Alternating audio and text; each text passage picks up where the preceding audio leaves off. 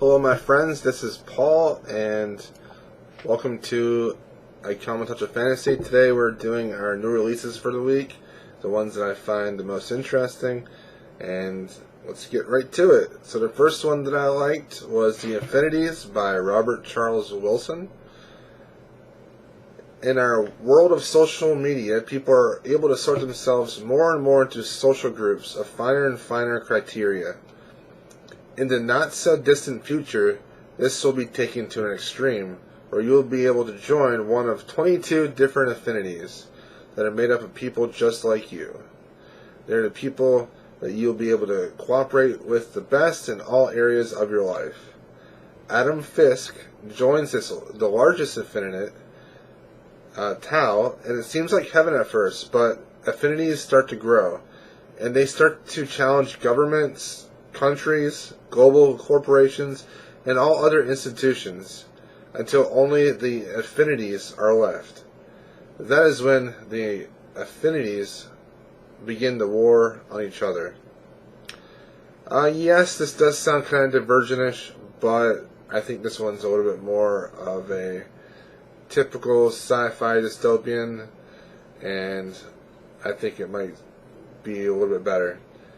The second book we have is War of Shadows, Ascendant Kingdoms, number 3, by Gail Z. Martin. The kingdom of Dondorath was destroyed. The people of Vagrant, a penal colony, have been set free. They decided to return to the kingdom of Dondorath that they used to call home, but it has been ruined and destroyed. Now, undead armies and brutal warlords want the land for themselves. In this third book of the series, Blaine McFadden and his group of unlikely convicts must protect their ruined continent as magic has been restored to the land. The third book is Poisonwell, Whispers from Mirrorwen, number 3, by Jeff Wheeler.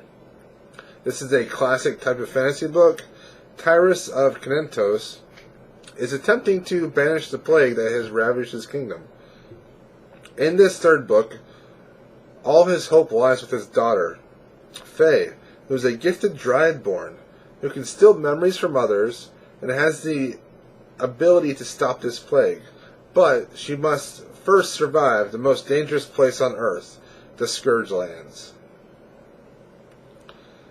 The fourth book that I like this week is The Mad Apprentice, The Forbidden Library, number 2, by Django Wexler. This is a YA series by Django Wexler. Wexler's YA series of books continues in The Mad Apprentice.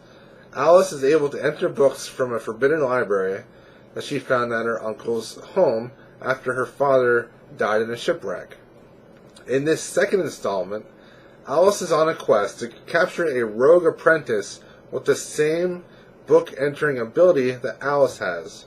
The boy, however, is in a library that has a mad creature influencing the books, and she might find clues to what really happened to her father.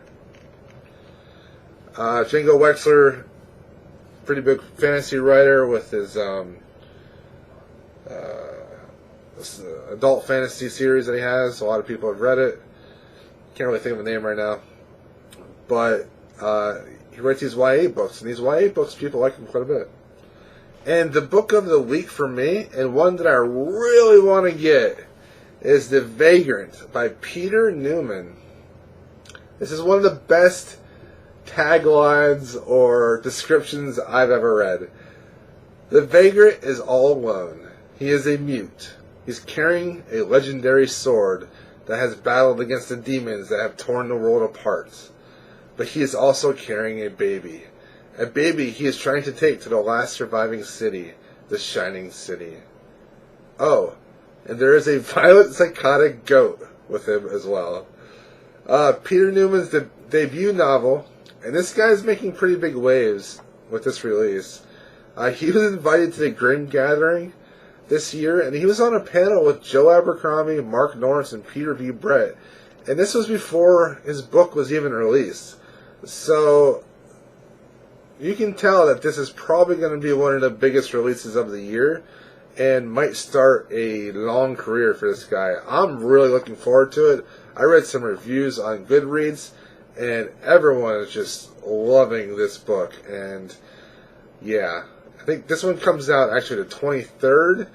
I'm not 100% sure that it's a U.S. release on the 23rd. I think it's like a UK thing. I'm not 100% sure about that, but I'll be checking it out for sure. I might have to go to Barnes & Noble tomorrow or go online and grab this because I think this sounds really cool. Okay, so those are the new releases that I liked for this week. Thanks for watching, guys. And let me know if there's anything that you are looking forward to. And comment and like below. Thanks.